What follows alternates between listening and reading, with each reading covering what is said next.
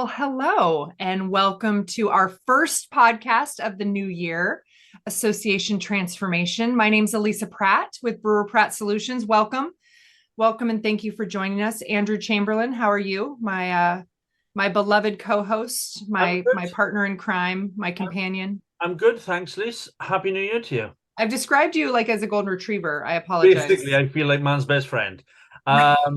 My wet nose says it all. How were the holidays? You know what? They were nice. They felt, I dare say, normal, as odd as that is for my family. Mm, Um, that's a different kind of podcast. Sorry, that's a totally. therapy podcast. But no, I'm excited. I'm refreshed. I'm rejuvenated, and I'm excited to kind of take a look back at some of our 2022 lessons and an old friend that's really knocking it out of the park these days. Excellent. Yes, friend of the show. I was thinking how to introduce Larry. Larry Pasca, Executive Director of the National Council for Social Studies, friend of the pod. That's Woo! who you are. Yes, yes, sir. Yeah. Welcome, Larry. Happy New Year to you too, as well, sir. Happy New Year to both of you. It sounds like you had great holidays, and I think we're all excited about where we can take associations in the new year. Indeed we are. Indeed we are. And I know that you guys, well, the reason we're here is this is Lisa's favorite subject, strategic planning. Now you guys, Yes. yes, get back to our roots, get back to it. Forget Yeah, all I know you don't hate it, but you're not as much of a strategic planning nerd as I am. No, I'm not the nerd that you are. I just kind of, yeah, I just get on with it. You live and dream it. Yeah. So Larry, you're joining us at the start of 2023. You guys are what? You're 6 months into the latest iteration of your strat plan, and I think start of 2023. It's a good time to just reflect where we're at, see how we're doing. You guys have relatively recently gone through the strategic planning process. And so it's a nice way to kind of kick off our 2023. The memories, did I say, the nightmares are still fresh in your head about what you went through to get that plan. I know it's a beautiful plan. I'm not plugging, but Lisa wrote it, and it's a fabulous plan. So, how's it going? How's the strategic landscape looking for the NCSS at the start of 2023? So thank you, Andrew and Elisa. First of all, I think it's looking very good. And what I would back up by saying, just for those who don't know us, we are a professional membership association. We represent K-12 classroom teachers, school and district administrators, college and university faculty, and state specialists in social studies curriculum and assessment.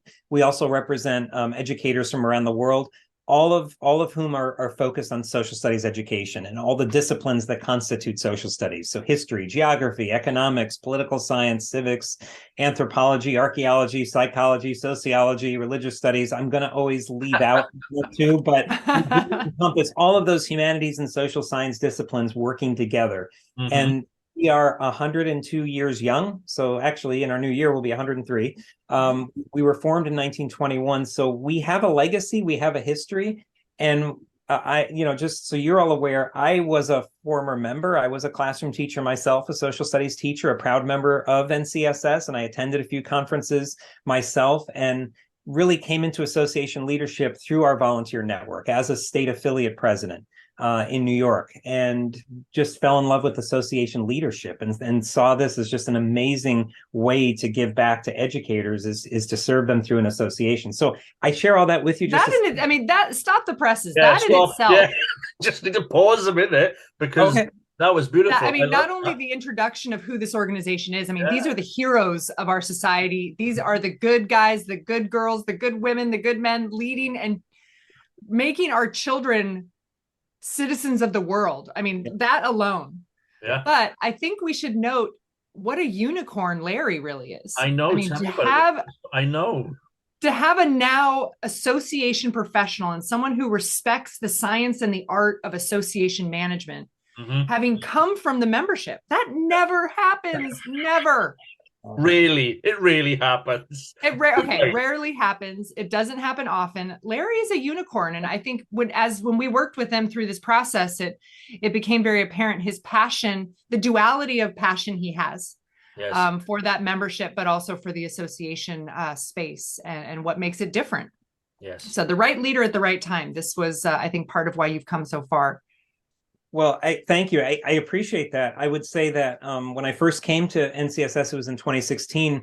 We were just embarking on a new strategic plan, and I'm like you, Elisa. I love strategic plans. I really do. I just they're guideposts, they're mile markers, they're vision statements. When you do feel down about your day or where things are headed, you go back to them and you realize this is why I get up in the morning. This is why I do what I do. It's to serve my members in this way. So our first strategic plan, the one that I came on board with, I was excited to implement it. It was a 5-year plan. We had 5 strategic priorities.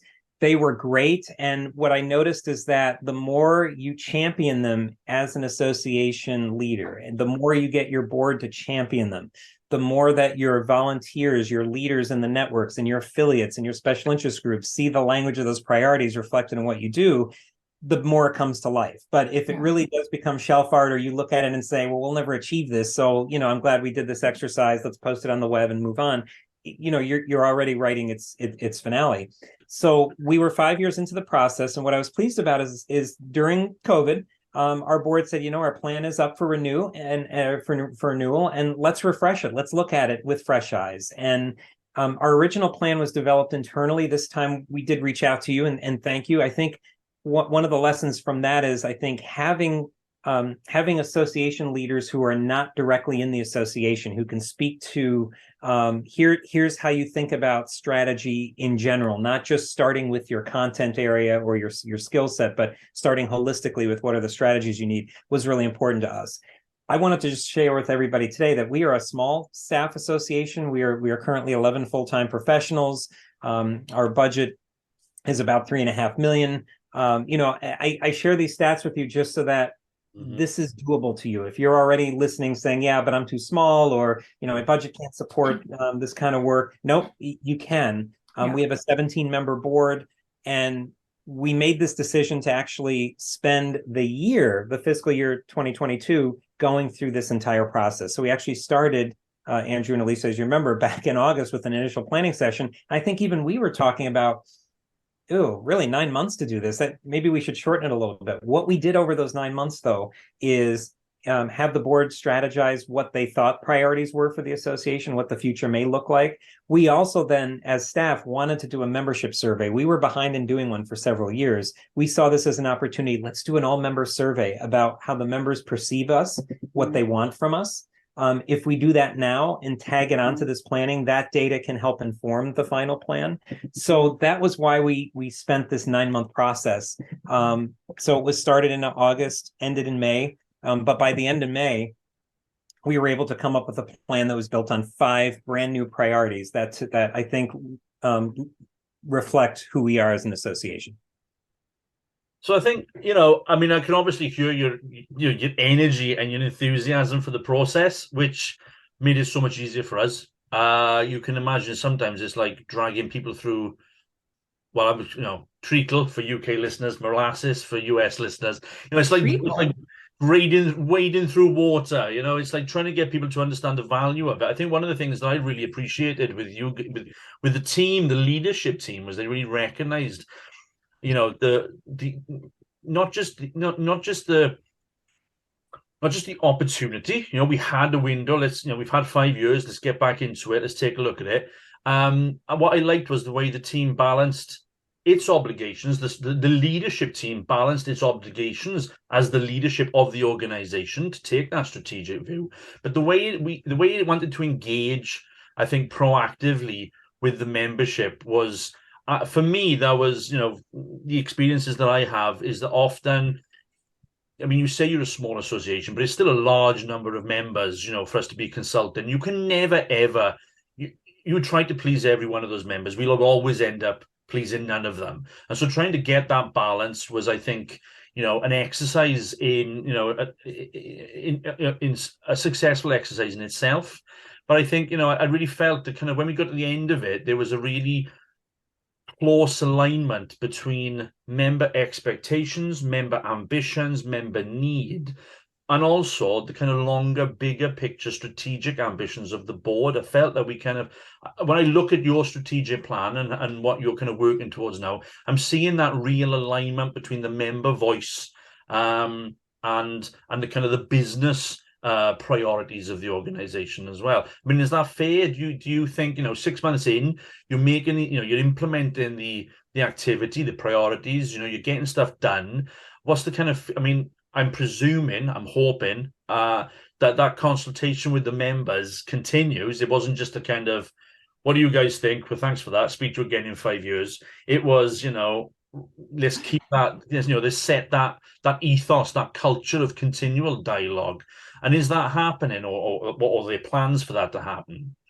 So yeah, it is happening. And it's actually a structure that started with our previous strategic plan, where we realized we had a lot of untapped expertise among our volunteer leaders, the members who chair our special interest communities, who chair our special interest groups, our committees, our affiliate network. So we brought them together. Every month we do a webinar series. We call it a leadership forum. Usually it's our president and myself who will facilitate shared time to network or talk about specific topics. We may bring in special guests. So that's a holdover from our last plan, but where we wanted to take it for this plan implementation is I would often do an update to our board every week. I know many listeners probably do some sort of weekly update or highlights or maybe monthly highlights to your board. And I found that a lot of what I was sharing, I wanted to also celebrate with the membership. Here are public spaces where we are. Here's where we are in the news. Here are events we're hosting or co-hosting coming up. And so we decided to take the 5 priorities, map them out in an e-blast. We call it the leader. It goes to about 125 different volunteer leaders in our network. These are all the committee chairs, the community group leaders, all the special interests, our affiliate presidents. They're free to share it among their groups if they'd like. We use it to keep them informed. We hope it's also a celebration tool of all that we are doing together, because it is a collective effort as an association. And also, heads up, things coming down. Here are leadership meetings you may want to attend. Here's something to know about. Here's a way we're advocating right now in public space. If you'd like to use the same tools, please use them. So we do have sections in our e-blast for those news updates or those action alerts that are important. We try to do this all in one place. And my sole goal with this is to get the language of the 5 priorities kind of in everyone's mindset, even if we're not actively using it every day. Every time I say to a member, here's a great example of cultivating community, which is our first priority. I'm just putting that phrase out there. I just want that in the air, that this is something we value, and these are words you'll hear from me. And I encourage you as an affiliate or a group leader to make them your words as well. In fact, we saw with our last plan, and we're starting to see with our current plan, some of our affiliates are starting to take the strategic priorities on their own and start to play with them a little bit, or even ask for permission. Can I borrow this? And our answer is, yes, that's huge. That's a huge measure of success. That's awesome. Yep. That's great. Well, you and I have chatted a lot about, I love this idea of celebrating beyond just the board, making sure the full membership has the updates and the information and knows what's going on. Don't just lock that in just with the board. But you've taught me, Larry, over this project and through implementation, that it's almost more important to inspire than it is to implement. And that you have to win people over, you have to message, you have to champion, you have to launch before you can focus on the to-dos. Even with staff, we talked about a lot of the changes that were going on, and obviously your huge annual meeting and getting back to in person, and how busy 2022 was, and that it would have been overwhelming to bring a plan of any size, shape, or form to your staff and just say, okay, go turn this into tasks and tactics and get back to me. You had to really inspire them with the language and the vision of the plan first, get them to fall in love with the plan first. And then implementation will in some ways come on its own through the infrastructure you already have. But you've taught me to inspire first and implement second. And I think that's really powerful in your space. But that's the very essence of what I would understand as the leadership function of the board and of Larry and his senior team, is that, the reality is we have the skills, we have the knowledge, we have the expertise, we can get stuff done, but it's, there's never any question that we can always, and just we can always realize a plan, but the quality of what we deliver is really more to do with that inspiration that lies underneath it. Innovation comes from inspiration. Otherwise, if we don't inspire, we'll always just do the same stuff. But this way, with the leadership of the organization is using strategy as a tool. I love that. I love that very much. Not the strategy isn't the be all. It's a means to an end. It's not the end in itself. And often we see that, once we get that strat plan written, boom, somehow it's all just going to magically appear. But, so often, I like what you're saying there, Lisa, but so often that inspirational leadership and that willingness to be innovative and creative, and to instill it throughout the culture of the organization is what often lets down the strategic plan. Do you not think, though, that arguably the very nature of this organization demands that its leadership be inspirational? Because, your members are walking into classrooms, and I would argue their role is to inspire, yes, to educate, but to inspire young minds to be, to be full of query, to be full of, Open and curious. That's it. Curiosity. Thank you. Yes, thank you. So I'm arguably not surprised. I'm pleased, but I would suggest I'm not surprised by what I'm seeing there, which is fantastic. The marketer in me wants to find another I, because you've said inspire and innovate. So I was looking for another I word. But the word that keeps coming to mind, though, is triangulation. So I think one of the things I would recommend to any association when you're embarking in this process is triangulate with other data sources at the beginning. What was really helpful, and again, through your partnership in getting us there too, some of the key early documents are bring your original plan, okay? Because the original plan was a moment in time that was important, and it cast a vision.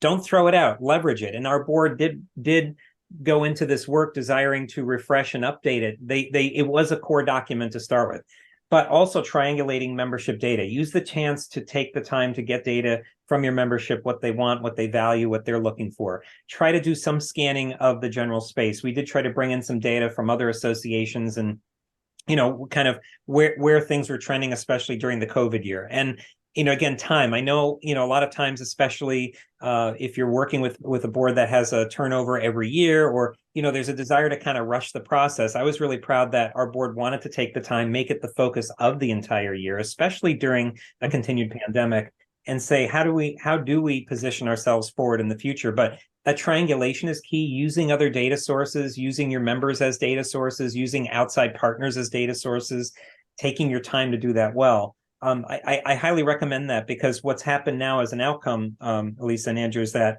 several things that are happening now this year is a direct result of our leadership really embodying these words in their own actions. So we're creating right now 6 new task forces that are doing everything from looking at innovation, which was in our plan, to looking at what is the future of our meeting space? How can we kind of balance the annual in-person conference that is so strong for us with more virtual opportunities?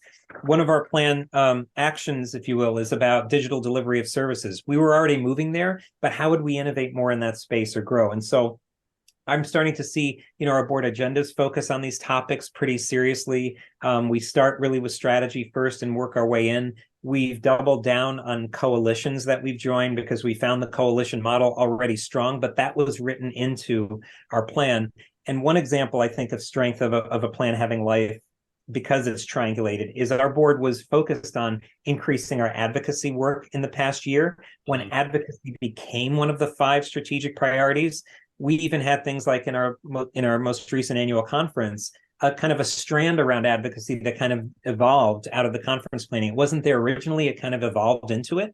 And we called that strand Navigating the Political Landscape of Social Studies. That's because, again, the 5 priorities that we have become both direct language and indirect language throughout our planning, our conversations. And so, again, I just highly recommend that word triangulation. Think about the other sources you use in developing and implementing your plan. And we had the chance in our 6-month checkup to chat with Joy on your staff, who I know has been a huge part of this process. And when we think of the staff and operationalizing the plan, of course, inspiring and motivating comes first. But how have you all woven this into your staff goals or your new year planning as a staff? Mhm. So we actually started when the plan was first approved back in May. So we're on a calendar cycle of July to June. And so as we were kind of setting our goals for the beginning of the year, I asked our entire team, Joy and I asked our team, look at the 5 priorities. What are some things that you'd like to focus on within them? And it's okay not to focus on all 5. In fact, there may be 1 or 2 that just stick out to us as these are the priorities where our energies go the most this year. So just for listeners to know, our 5 priorities are cultivating community, advocating with an authoritative voice, nurturing professional standards, pioneering professional standards, nurturing innovation, and honoring excellence. So commit them to memory. We have those 5. Our team was focused more on cultivating community and advocating with an authoritative voice is where they wanted to spend more of their time. It wasn't that the other 3 weren't important, but we saw more quick wins in our work this way. We saw with the capacity we had on staff and the resources available to us in a new fiscal year. These were areas where we heard clearly from our leadership that advocacy was important. We know the importance of bringing people back together in both in-person and virtual communities through the pandemic was important. And then this other priority I'll talk to briefly of honoring excellence was actually about looking at how we leverage our awards, our grants, our scholarships, things that we'll get small sponsors for. How do we harness the power of all of that and say that honoring excellence in the field and using that as a lever to drive innovation and also resource support in the future for social studies for our association? That's actually been a quick win overall as an association because it enabled the board and us as a team to look at policy levers within the association that we could change. So we can honor excellence by looking at the policies we build around our awards, about the way in which we support and fund our scholarships and our grants. So I share all that with you to say that it is a team exercise, but then it's also saying we're not holding you to these directly. What we're asking is for you to think about these priorities in your everyday work, and then we'll touch base with them. Well, and you're taking credit for the things you would be doing anyway. Mm-hmm. You're using the plan to give a home to those things that might otherwise be overlooked or not celebrated, and you can organize them within the plan, find early victories, and give credit to the things that would already be being done, but also identify opportunities for what we wouldn't naturally do. Where do we need to focus? And you and I chatted today. You guys have had such a great 6 months. The need to pump the brakes a little bit on victories and accomplishments, so that this 36-month plan has a long life cycle of victories. There's a drip campaign, if you will, of progress and motivation. Oh, Andrew's giving me the stink face. You don't believe in that? No. Why have you got to pump the brakes on it? Well, I'm just saying, don't celebrate all of your victories and have all of your progress and achievements in the first 6 months. Sprinkle them throughout the 36 months of the plan. Yeah, well, arguably then, I'm right now. So now I'm going to be contentious. Shocker! Hold on, buckle up. But the truth is, if they're delivering everything if they are able and competent and capable of delivering everything in the first 6 months, then job done. Do it again. What? Get back into it. Well, but if they are capable, if they are doing everything in the first 6 months, arguably our strategic planning process wasn't that good. Well, there you go. But we know that this plan is long-term. It builds upon itself. There's a horizon that we're working towards. It's not a 6-month plan. I'm just saying, in the campaign and the marketing sense, and for staff, to have victories and demonstrate progress, to continue the build of that momentum throughout. Okay, I'm with you now. Right, okay, yeah, I understand. Oh, wait, I'm sorry. Did you say you agree? No, I didn't say that. I said I understood. I understood what you were trying to say.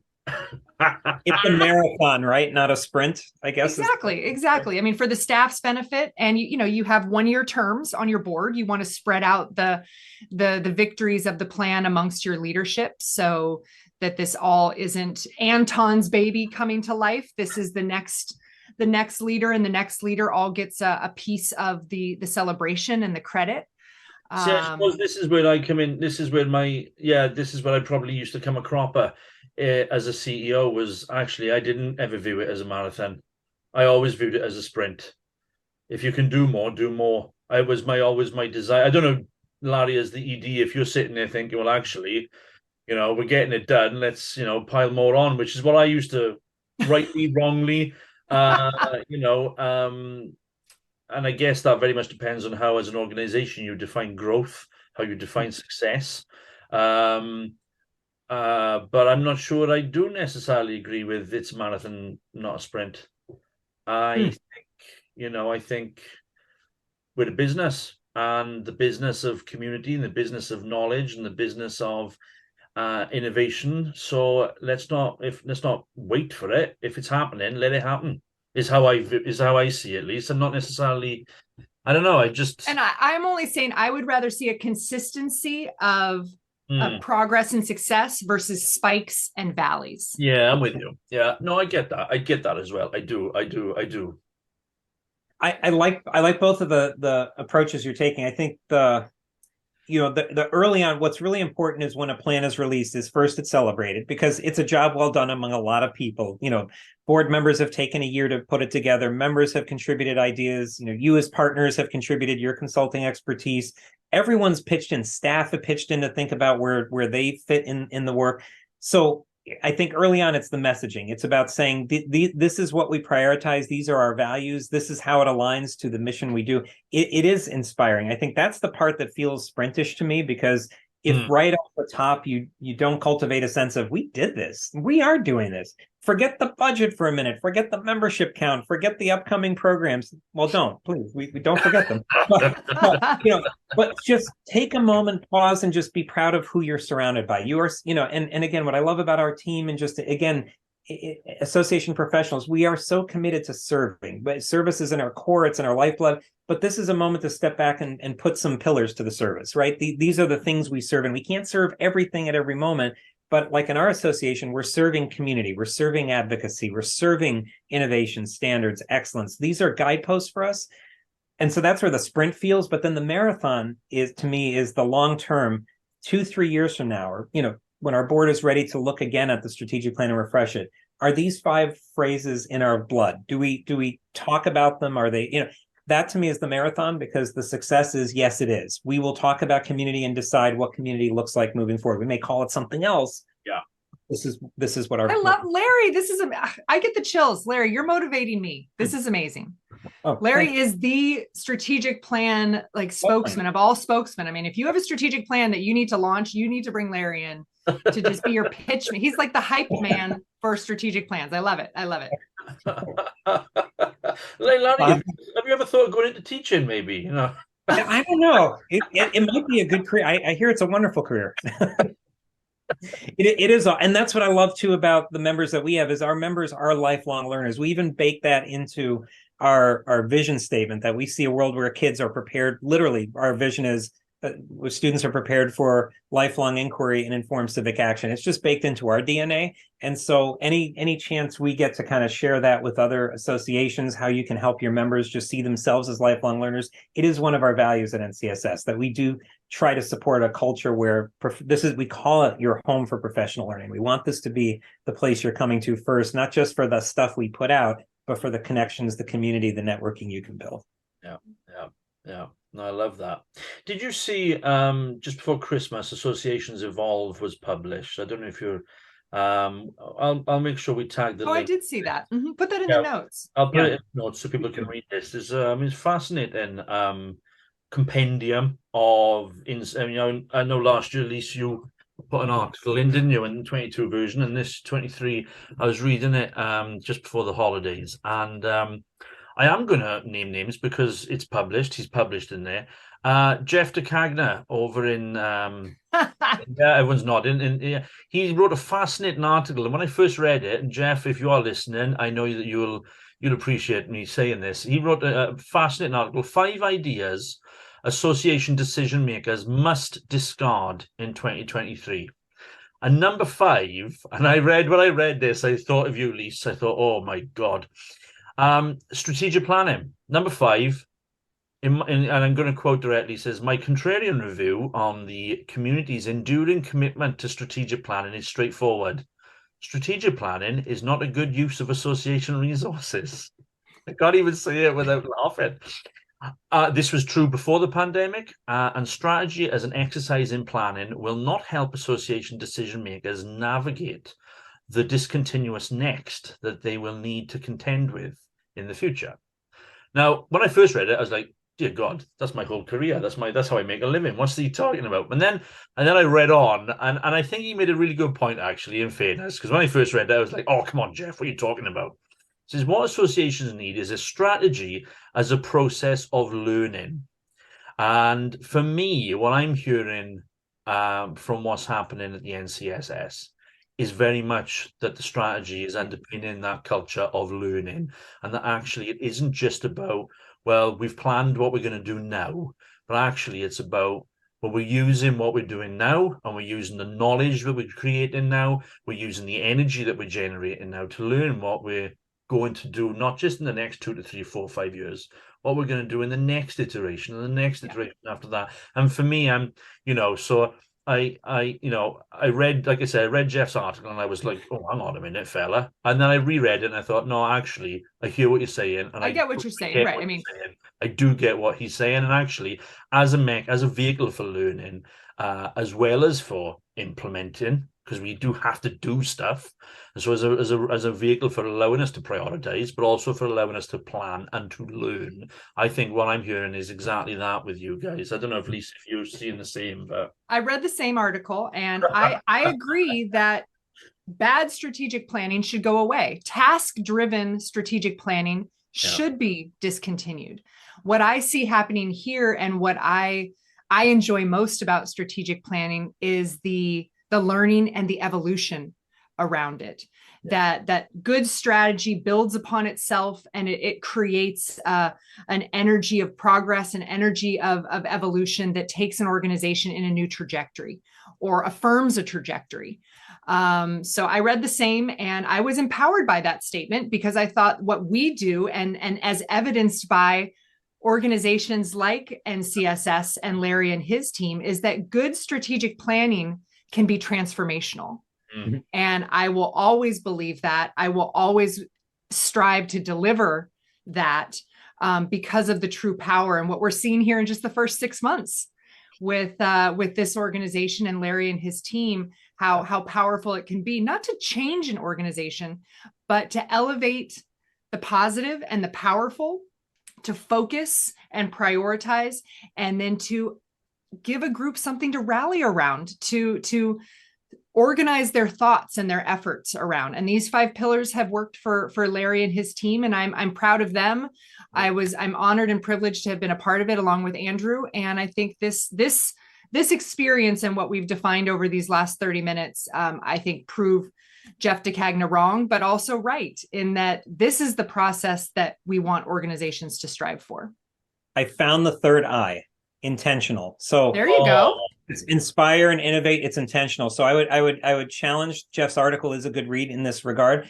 It has to be intentional. If it is strategy for strategy's sake, let's just create a plan and it looks good and we look responsive to be, no, but intentional. And that's where the triangulation comes in. It has to be, we want to get better. We want to get smarter. We want to be learning together. We want to partner with each other, board, staff, our volunteers, our members, outside partners, because all of us, we serve so many people in so many different ways beyond just membership. But I would say just being intentional about what you're doing and why you're doing it, you can't go wrong with that. Yeah.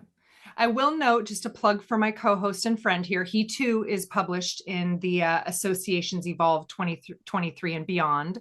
So please take a look and check out his article. He's published there. Very, very exciting. Thank you, Andrew, for contributing to this community of thought. We appreciate it. Thank you very much. Thank you. And Larry, thank you so much for being with us. I can't wait to see where this goes. I can't wait to continue to, learn from you and your staff and follow you all as a best practice. So excited to see where this goes and how your new chairs and your new officers embrace this and how it gets distributed and socialized amongst your larger membership. So thank you so much. Glad we're all back. We have such enthusiasm for the new year and bringing the best to our membership and the best to our association community, and continuing that goal of lifelong learning amongst ourselves. Wonderful. Well, Happy New Year to you both, and to all the listeners. Thank you so much for listening. And I hope this is helpful. And again, please think carefully, inspire, innovate, and be intentional. Absolutely. Well, thank you so much, Andrew. Happy New Year to you.